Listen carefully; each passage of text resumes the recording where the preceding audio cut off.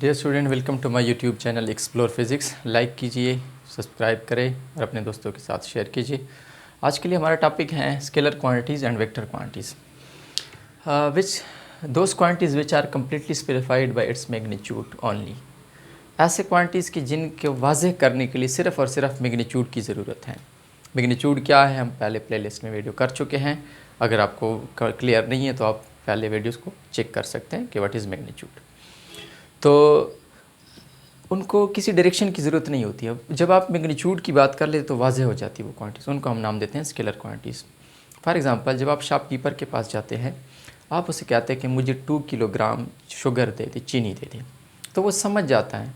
आप उसको ये कभी भी नहीं कहते कि मुझे 2 किलोग्राम शुगर दे दे नॉर्थ डायरेक्शन में या साउथ डायरेक्शन में, क्योंकि ये ऐसी क्वांटिटी के बारे में आप बात कर रहे हैं कि जिसको डायरेक्शन की ज़रूरत है ही नहीं। ये क्वांटिटी वाज़ेह हो जाती है।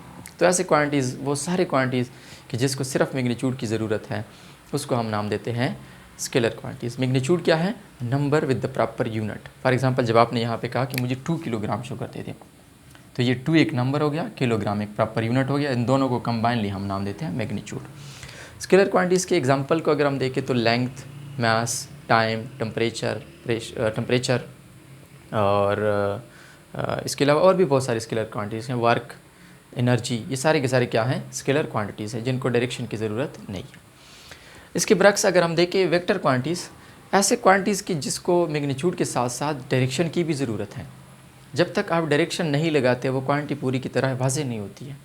फॉर एग्ज़ाम्पल, फोर्स, मोमेंटम और एंगुलर मोमेंटम, वेलोसिटी, ये सारी की सारी क्वांटिटीज़ जो हैं वो वेक्टर क्वांटिटीज़ हैं।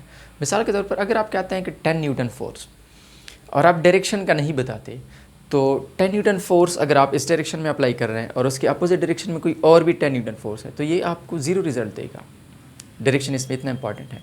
लेकिन अगर आप ये एक 10 की बात कर रहे हैं, दूसरा 10 न्यूटन भी उसी के साथ उसी डायरेक्शन में लग रहा है, तो ये 20 न्यूटन आपको रिजल्ट दे रहा है। तो इसका मतलब ये है कि जब आप इसके साथ डायरेक्शन नहीं लगाते, ये क्वांटिटी वाज़ेह नहीं है पूरी तौर।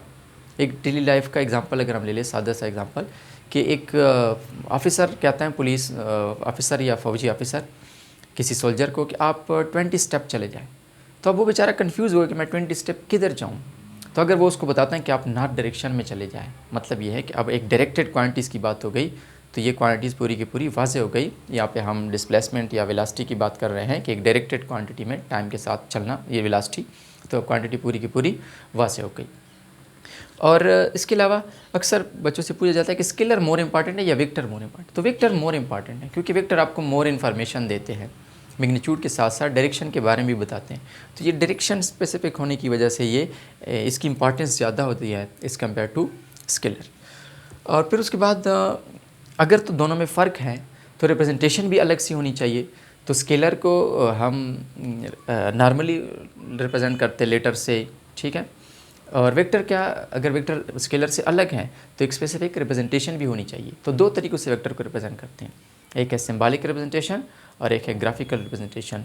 अब नेक्स्ट इस पर बात कर लेते हैं कि सिंबॉलिक रिप्रेजेंटेशन क्या है और ग्राफिकल रिप्रेजेंटेशन क्या है। तो अब बात कर लेते हैं सिंबॉलिक रिप्रेजेंटेशन ऑफ वेक्टर।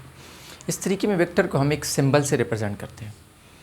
वो सिंबल कैसा होना चाहिए? या तो आप बोल्ड फेस उसको लिख के, कंप्यूटर में जब आप Ctrl+B दबाते हैं तो आप कोई लेटर जो है वो बोल्ड हो जाता है। तो अगर आप कोई पैराग्राफ रीड कर रहे हैं, उसमें कोई वर्ड बोल्ड फेस में लिखा गया है, तो इसका मतलब ये है कि वो वेक्टर क्वांटिटी को रिप्रेजेंट कर रहा है। तो या तो वो लेटर बोल्ड होना चाहिए, या उसके टॉप पर कोई एरो लगाएं, या बॉटम पे कोई एरो लगाएं, या कोई लाइन लगाएं। तो ये सारे रिप्रेजेंटेशन जो है ये वेक्टर को रिप्रेजेंट कर रहे हैं। जैसे आप देख सकते हैं कि vector are presented by a bold face letter और letter with an arrow above और बिलो इट।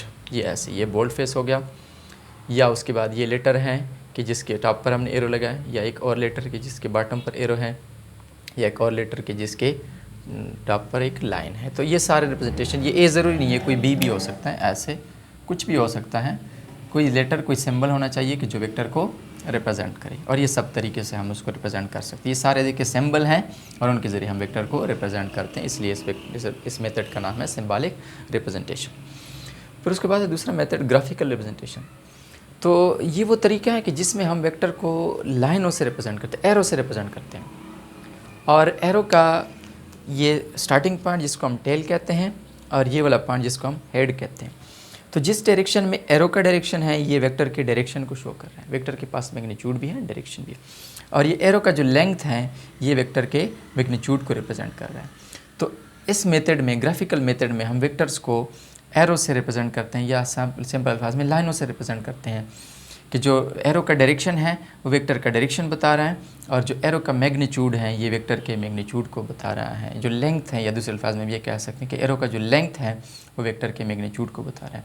तो वो method, in this method vector are represented by an arrow, कि जिसमें हम एरो के ज़रिए वेक्टर को रिप्रेजेंट करते हैं, उसको हम नाम देते हैं ग्राफिकल रिप्रेजेंटेशन। आज के लिए इतना ही, तो मिलते हैं इंशाल्लाह नेक्स्ट क्लास में।